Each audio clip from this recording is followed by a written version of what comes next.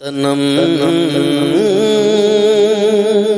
فرسودہ جاں پارا سے ہجراں یا رسول اللہ۔ السلام علیکم ورحمۃ اللہ وبرکاتہ۔ نحمدہ ونصلی ونسلم علی رسولہ الکریم، اما بعد۔ حضرت سلمان فارسی رضی اللہ تعالیٰ عنہ کا مسلمان ہونا۔ ہجرت کے پہلے سال کے واقعات میں حضرت سلمان فارسی رضی اللہ تعالیٰ عنہ کے اسلام کا واقعہ بھی بہت اہم ہے۔ یہ فارس کے رہنے والے تھے۔ ان کے آباء و اجداد بلکہ ان کے پورے ملک کی آبادی مجوسی آتش پرست تھی۔ یہ اپنے آبائی دین سے بیزار ہو کر دین حق کی تلاش میں اپنے وطن سے نکلے، مگر ڈاکوؤں نے ان کو گرفتار کر کے اپنا غلام بنا لیا، پھر ان کو بیچ ڈالا۔ چنانچہ یہ کئی بار بکتے رہے اور مختلف لوگوں کی غلامی میں رہے۔ اسی طرح یہ مدینے پہنچے، کچھ دنوں تک عیسائی بن کر رہے اور یہودیوں سے بھی میل ملاپ رکھتے رہے۔ اس طرح سے ان کو توریت و انجیل کی کافی معلومات حاصل ہو چکی تھی۔ یہ حضور صلی اللہ علیہ وسلم کی بارگاہ رسالت میں حاضر ہوئے تو پہلے دن تازہ کھجوروں کا ایک طباق خدمت اقدس میں یہ کہہ کر پیش کیا کہ یہ صدقہ ہے۔ حضور صلی اللہ تعالی علیہ وسلم نے فرمایا کہ اس کو ہمارے سامنے سے اٹھا کر فقراء و مساکین کو دے دو، کیونکہ میں صدقہ نہیں کھاتا۔ پھر دوسرے دن کھجوروں کا خوان لے کر پہنچے اور یہ کہا کہ یہ ہدیہ ہے، سامنے رکھ دیا۔ تو حضور صلی اللہ تعالی وسلم نے صحابہ کو ہاتھ بڑھانے کا اشارہ فرمایا اور خود بھی کھا لیا۔ اس درمیان میں حضرت سلمان فارسی رضی اللہ تعالی عنہ نے حضور صلی اللہ تعالی وسلم کے دونوں شانوں کے درمیان میں جو نظر ڈالی تو مہر نبوت کو دیکھ لیا۔ چونکہ یہ تورات و انجیل میں نبی آخر الزماں کی نشانیاں پڑھ چکے تھے، اس لیے فوراً ہی اسلام قبول کر لیا۔ نمازوں کی رکعت میں اضافہ۔ اب تک فرض نمازوں میں صرف 2 ہی رکعتیں تھیں، مگر ہجرت کے سال اول ہی میں جب حضور صلی اللہ علیہ وسلم مدینہ تشریف لائے تو ظہر و عصر و عشاء میں 4 رکعتیں فرض ہو گئیں، لیکن سفر کی حالت میں اب بھی 2 ہی رکعتیں قائم رہیں۔ اسی کو سفر کی حالت میں نمازوں میں قصر کہتے ہیں۔ 3 جانثاروں کی وفات۔ اس سال صحابہ کرام میں سے 3 نہایت ہی شاندار اور جانثار حضرات نے وفات پائی، جو در حقیقت اسلام کے جانثار اور بہت ہی بڑے معین و مددگار تھے۔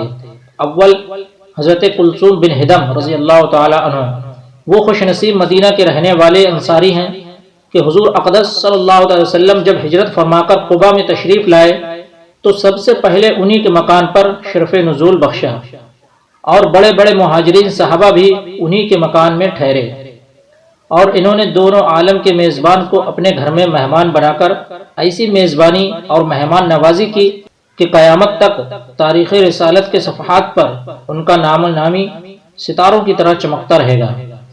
دوم حضرت برا بن معرور انصاری رضی اللہ تعالی عنہ، یہ وہ شخص ہیں کہ بیعت عقبہ ثانیہ میں سب سے پہلے حضور صلی اللہ تعالی وسلم کے دست حق پرست پر بیعت کی اور اپنے قبیلہ خزرج کے نقیبوں میں تھے۔ سوم حضرت اسد بن زرارہ انصاری رضی اللہ تعالی عنہ، یہ بیعت عقبہ اولا اور بیعت عقبہ ثانیہ کے دونوں بیعتوں میں شامل رہے، اور یہ پہلے وہ شخص ہیں جنہوں نے مدینہ میں اسلام کا ڈنکا بجایا اور ہر گھر میں اسلام کا پیغام پہنچایا۔ جب مذکورہ بالا تینوں معززین صحابہ نے وفات پائی تو منافقین اور یہودیوں نے اس کی خوشی منائی اور حضور صلی اللہ علیہ وسلم کو طعنہ دینا شروع کیا کہ اگر یہ پیغمبر ہوتے تو اللہ تعالیٰ ان کو یہ صدمات کیوں پہنچاتا۔ خدا کی شان کے ٹھیک اسی زمانے میں کفار کے 2 بہت بڑے بڑے سردار بھی مر کر مردار ہو گئے۔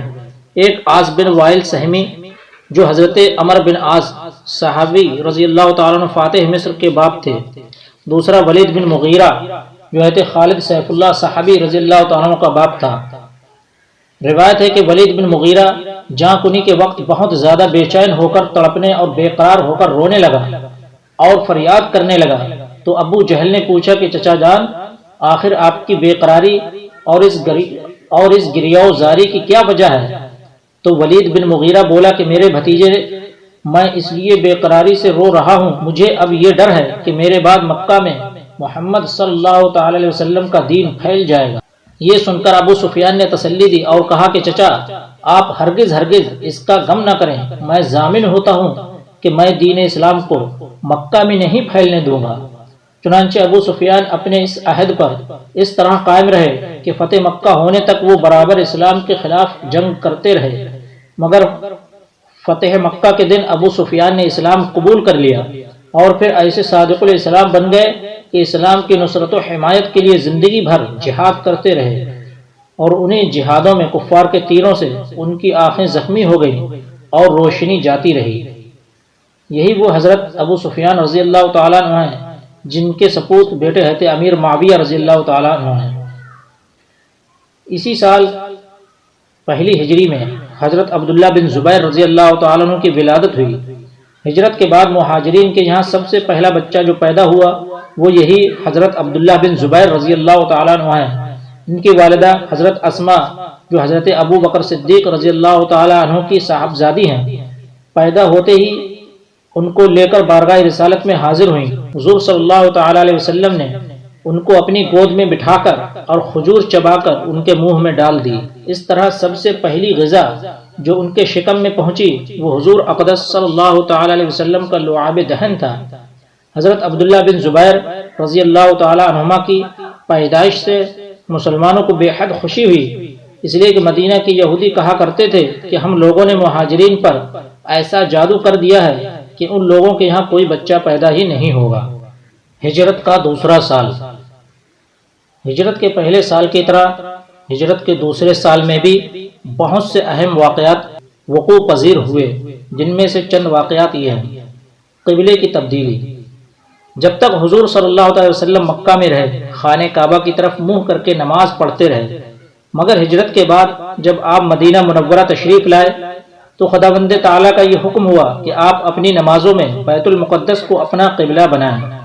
چنانچہ آپ 16 یا 17 مہینے تک بیت المقدس کی جانب رخ کر کے نماز پڑھتے رہے، مگر آپ کے دل کی تمنا یہی تھی کہ کعبہ ہی کو قبلہ بنایا جائے۔ چنانچہ آپ اکثر آسمان کی طرف چہرہ اٹھا اٹھا کر اس کے لیے وحی الہی کا انتظار فرماتے رہے، یہاں تک کہ ایک دن اللہ تعالیٰ نے اپنے حبیب صلی اللہ علیہ وسلم کی قلبی آرزو پوری فرمانے کے لیے قرآن کی یہ آیت نازل فرما دی: قد نرى تقلب وجهك في السماء فلنولينك قبلة ترضاها فول وجهك شطر المسجد الحرام۔ ہم دیکھ رہے ہیں بار بار آپ کا آسمان کی طرف منہ کرنا، تو ہم ضرور آپ کو پھیر دیں گے اس قبلے کی طرف جس میں آپ کی خوشی ہے، تو ابھی آپ پھیر دیجیے اپنا چہرہ مسجد حرام کی طرف۔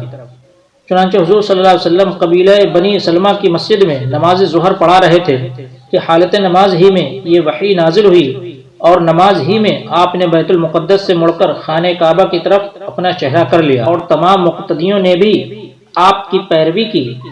اس مسجد کو جہاں یہ واقعہ پیش آیا مسجد القبلتین کہتے ہیں، اور آج بھی یہ تاریخی مسجد زیارت گاہ خواص و عام ہے، جو شہر مدینہ سے تقریباً 2 کلومیٹر دور جانب شمال مغرب واقع ہے۔ اس قبلہ بدلنے کو تحویل قبلہ کہتے ہیں۔ تحویل قبلہ سے یہودیوں کو بڑی سخت تکلیف پہنچی۔ جب تک حضور صلی اللہ تعالی وسلم بیت المقدس کی طرف رخ کر کے نماز پڑھتے رہے تو یہودی بہت خوش تھے اور فخر کے ساتھ کہا کرتے تھے کہ محمد صلی اللہ علیہ وسلم بھی ہمارے ہی قبلے کی طرف رخ کر کے عبادت کرتے ہیں۔ مگر جب قبلہ بدل گیا تو یہودی اس قدر برہم اور ناراض ہو گئے کہ وہ یہ طعنہ دینے لگے کہ محمد صلی اللہ علیہ وسلم چونکہ ہر بات میں ہم لوگوں کی مخالفت کرتے ہیں، اس لیے انہوں نے محض ہماری مخالفت میں قبلہ بدل لیا ہے۔ اسی طرح منافقین کا گروہ بھی طرح طرح کی نکتہ چینی اور قسم قسم کے اعتراضات کرنے لگا، تو ان دونوں گروہوں کی زبان بندی اور دہن دوزی کے لیے خدا بند قدوس نے یہ آیتیں نازل فرمائیں: سَيَقُولُ السُّفَهَاءُ مِنَ النَّاسِ مَا وَلَّاهُمْ عَنْ قِبْلَتِهِمُ الَّتِي كَانُوا عَلَيْهَا قُلْ لِلَّهِ الْمَشْرِقُ وَالْمَغْرِبُ يَهْدِي مَن يَشَاءُ إِلَى صِرَاطٍ مُّسْتَقِيمٍ وَمَا جَعَلْنَا الْقِبْلَةَ الَّتِي كُنتَ عَلَيْهَا إِلَّا لِنَعْلَمَ مَن يَتَّبِعُ الرَّسُولَ مِمَّن يَنقَلِبُ عَلَى عَقِبَيْهِ وَإِن كَانَتْ لَكَبِيرَةٌ إِلَّا عَلَى الَّذِينَ هَدَى اللَّهُ۔ اب کہیں گے بے وقوف لوگوں میں سے کس نے پھیر دیا مسلمانوں کو ان کے قبلے سے جس پر وہ تھے؟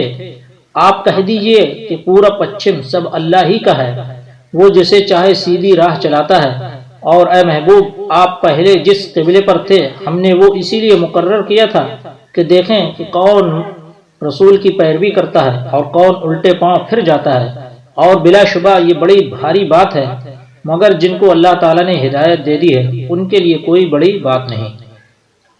پہلی آیت میں یہودیوں کے اعتراضات کا جواب دیا گیا کہ خدا کی عبادت میں قبلے کی کوئی خاص جہت ضروری نہیں ہے، اس کی عبادت کے لیے پورب پچھم اتر دکن سب جہتیں برابر ہیں، اللہ تعالیٰ جس جہت کو چاہے اپنے بندوں کے لیے قبلہ مقرر فرما دے، لہذا اس پر کسی کو اعتراض کا کوئی حق نہیں ہے۔